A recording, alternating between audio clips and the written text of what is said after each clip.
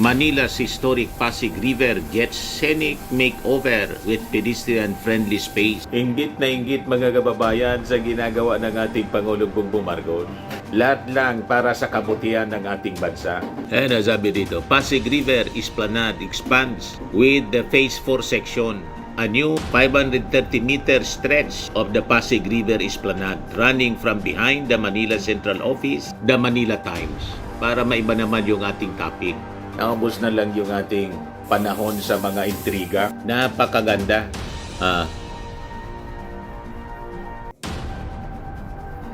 World class ang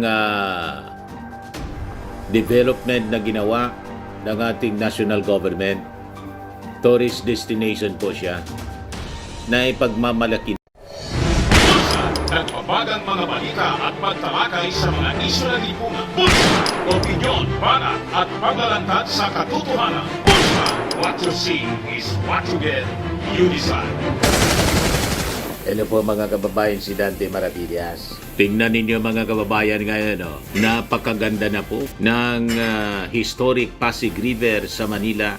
Sabi dito sa report ng Bilyonaryo News, Manila's historic Pasig River gets scenic makeover with pedestrian-friendly space. Dati yung Pasig River po ang baho-baho, punong-puno ng basura. Nakakadiri mga kababayan.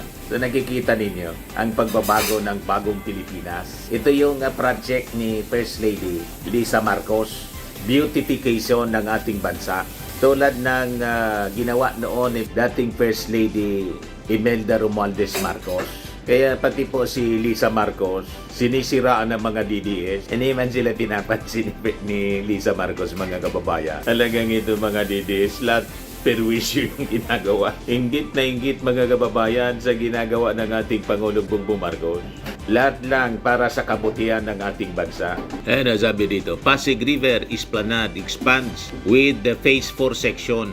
A new 530-meter stretch of the Pasig River Esplanade running from behind the Manila Central Office, Post Office to Arroceros Forest Park has opened to the public, featuring promenades, bike lanes, viewing decks, and links to earlier Esplanade segments. Part of the 25-kilometer Pasig River Urban Development Program, Phase 4 aims to revitalize the river, improve the walkability, and connect Manila's historic cultural landmarks from Intramuros to Liwasang Bonifacio. Never po itong nagawa ng mga previous administration. Yung ginawa ni Digong, Manila Bay, nilinis sana. Maganda sana. Kaya lang, imbes makatulong mga kababayan, yung Dolomite, nasira pa yung kabundukan ng Cebu. Tinakot kasi yung Dolomite sa Maynila. At nangakutin yung Dolomite sa Maynila para ilagay doon sa Dolomite Beach sa Manila Bay. Nagdudot-tuloy ng perwisyo sa Metro Manila kasi nabara yung mga lagusan ng tubig. Ayon, kada beses mga kababayan na mag-ulan ng malakas, minsan nga hindi man malakas yung ulan, agad sa Metro Manila. Yung lagusan po pa Manila Bay, naapektuhan ng Dolomite Beach ni Digong na pinagmamalaki ng mga DDS. Ito yung dapat nating ipagmalaki, hindi perwisyo. Kasi pinag-aralan. Yan yung mga projects po, pinag-aaralan. Hindi yung tira lang ng tira kasi may dilinsya. Diba po, mga kababayan? Naging tourist destination po. Paggabi dyan, napakaraming tao. Lalo pag magandang panahon, napakaganda yung mga ilaw dito, mga kababayan. Sabi dyan, since construction began in January 2024, the riverside has transformed from a neglected corridor into a scenic, pedestrian-friendly destination, complete with kiosks, food stalls, public restrooms, and future plans for modern river transport, with full beautification expected to be completed by January 27, 2026. Ngayon po, ngayong 2026, January, tingnan naman ninyo ngayon ang Pasig River. Diba? Napakaganda, napakalinis. Never to na nangyari sa previous administration. Ito yung plan. Tingnan ninyo naman yung transformation. Napakaganda, mga kababayan. O diba? Napakasarap mamasyal, mga kababayan, ngayon dito. Ayan na siya ngayon, mga kababayan. Project ng ating First Lady. Almost there, sabi ni First Lady Lisa Marcos. Pasig River Esplanade ready in 10 days. Tingnan ninyo sa gabi mga kababayan ng Pasig River Esplanade. O diba? Napakaganda.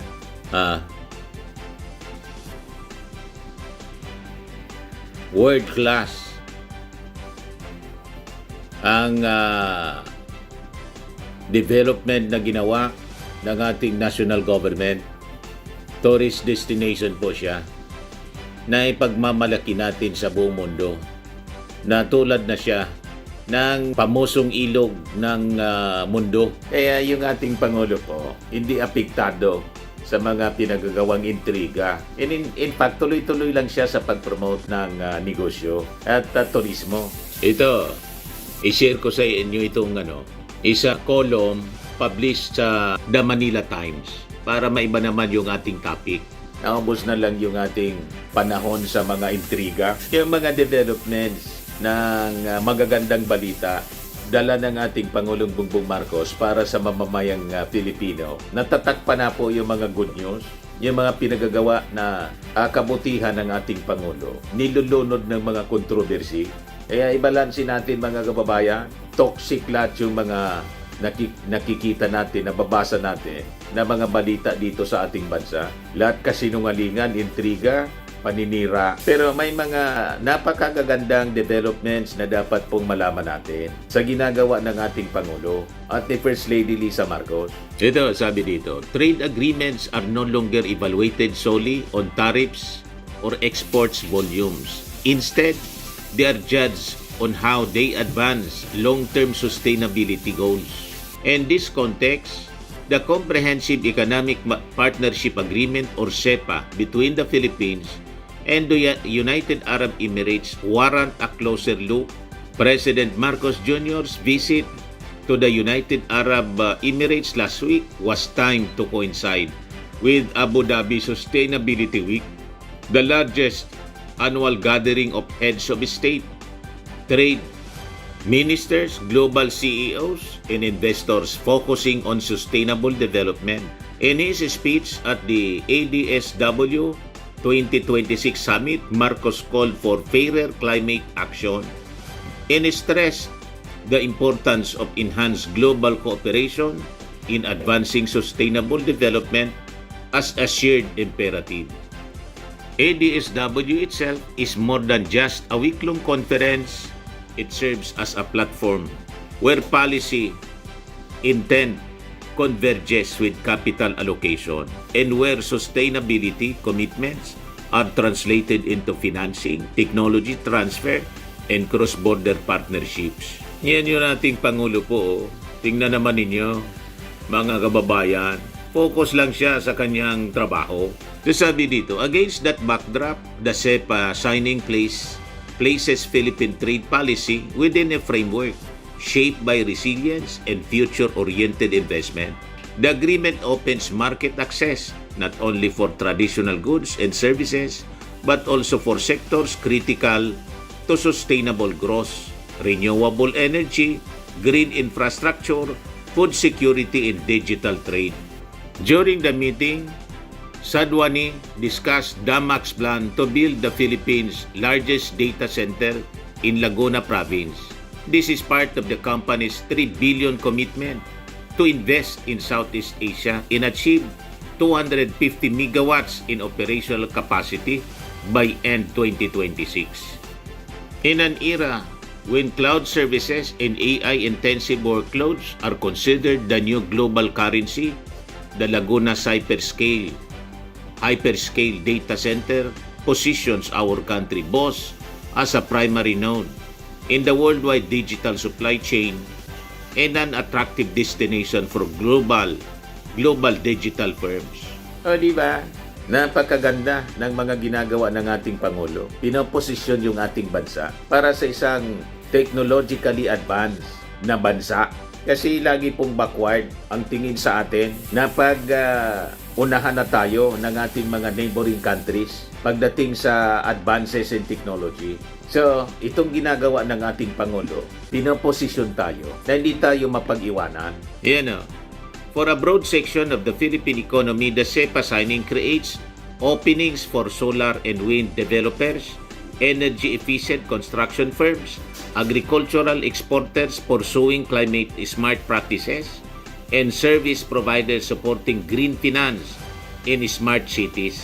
It also strengthened the country's case as a hub for sustainability-aligned capital at a time when investors are scrutinizing environmental and governance standards are closely as bottom line returns. Ganon katalino yung ating Pangulo. Ganon ka visionary.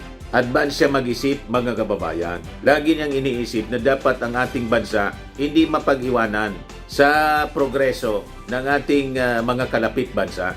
So makikita ninyo, mga kababayan, ang mga ginagawa ng ating Pangulo, pang long term siya, pang matagalan. Hindi lang po yung mga pang mabilisang tugon ang isinusulong ng ating Pangulong Bongbong Marcos sa pagpapalakas ng ating ekonomiya na pilit pong sinasabutahin ng mga critics niya, mga kalaban niya sa politika, lalo na po yung kampo ng mga Duterte na walang tigil sa destabilization, paninira, pilit siyang binabagsak, pinupull down, mga kababayan, para sila siyempre makabalik. Ang gusto nilang iupo na presidente po, ang project po, tree planting at saka pamumulot ng basura. Yung mga project po na pang presidente ng purok lang sa barangay. Pag ganyan po ang leader, walang patutunguhan, mga kababayang mabuti ang ating bansa. Pang purok president lang po ang alam na proyekto. At siyempre, yung lunok in 11 days ng confidential funds, 125 million. Expert siya doon, mga kababayan. Ikaw niya talaga, Mr. Maravilla. No, di ba? Tingnan ninyo yung mga pinagagawa ng Sara. Tapos ngayon nandun po sa dahig, bumisita uli sa kanyang tatay. Confirm na yung kanyang tatay na si Digong, fit for trial. Nag-greet pa nga po ng happy birthday kay Bato de la Rosa at may magandang mensahe. Magpakatigas ka niya na tulad ng bato. Sabi ni Sara, ito, pakinggan ninyo. Magandang hapon sa inyo lahat. Kanina, nag-usap kami ni Pangulong Duterte at sinabi ko sa kanya na birthday ni Senator Bato de la Rosa. Oo nga pala. Sabi ko, Hanggang doon lang sila. Lahat lang pansarili na kaligayahan. Happy birthday, Senator Bato. Inubos lang yung panahon Tigas sa mga ganyan habang na parang tawanan sila. Habang sumusweldo from the taxes of the Filipino people, yan lang ang pinagagawa nila. Si Bato nagtatago habang nagsisweldo. Lagi pare-pareho yun, no? Sa lahat ng Hindi tao. nagtatrabaho. Ang aking wish ay unang-una, good health. Yes. Dahil, napakahalaga nun. Pangalawa, happiness. Dahil mahalaga din sa isang tao yung kaligayahan. And syempre, pangatlo, success in the year of the horse. So, greetings namin kay Senator Bato de la Rosa. Happy birthday. Doon na lang naubos yung panahon nila, lahat pang personal.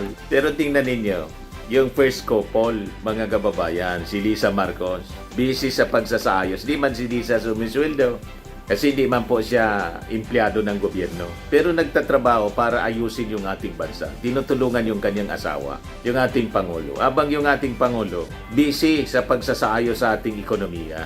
At yung mga infrastruktura natin, inaayos niya lahat ng sektor. So long term yung iniisip ng ating Pangulo. Sa kanyang pagbabiyahe, kinakausap niya yung mga leaders ng mundo para sa mga investments. O ito na nga po, nahikayat na naman po ng ating Pangulo ang mga investors na mula sa Abu Dhabi para mapalakas yung ating ekonomiya at maproteksyonan yung ating kalikasan.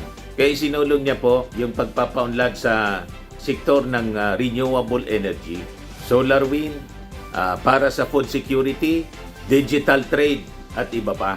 So ganyan po, kapag nire-respeto ng kapwa leaders si PBBM, madali pong maisulong yung mga kasunduan na may laman at direktang biyaya para sa mga Pilipino. Di ba? Tulad iniisip ng ating Pangulo, paano maayos yung ating bansa habang sinisira naman ng kampo ng mga Duterte ang ating bansa. Sirang-sira na ang imahe ng ating bansa dahil sa kanilang paninira. Una yung pagkatao mismo ng mga Duterte. Imagine si Sara, Vice Presidente, magbanta, ipapapatay yung ating Pangulo. First time na may mangyaring ganyan. Kahit sa ibang bansa, magkakagalit yung mga politiko, mga leaders nila. Walang ganyan po na pagbabanta ng Vice Presidente sa Presidente. Di ba po mga kababayan? So, yan lang po ang ating short video ngayon. Ako po si Dante Maravillas. Bye-bye po. God bless. Firmax Firming and Lifting Cream, pinapahid po sa mga pulses in affected area. Mainam po sa paninigas ng mga kaso-kasuan. Ito naman po, Automax Radiant Serum. Sa mukha naman yung application. Anti-aging po siya. You will look 10 years younger than your age. Sa mga cancer patients naman po, baka lang gusto ninyo itong itry. Ning siya red mixed fruit drink.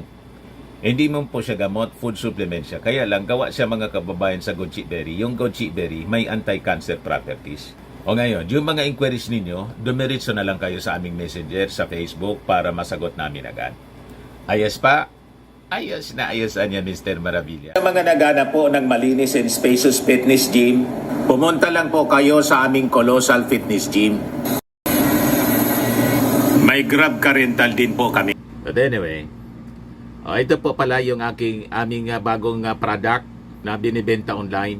I am worldwide amazing pure organic barley powdered drink mix from Australia. Negosyo to ng aking anak na architect entrepreneur Riz Maravillas. Ayan po. Kontakin na lang po ninyo siya, Riz Maravillas on Facebook.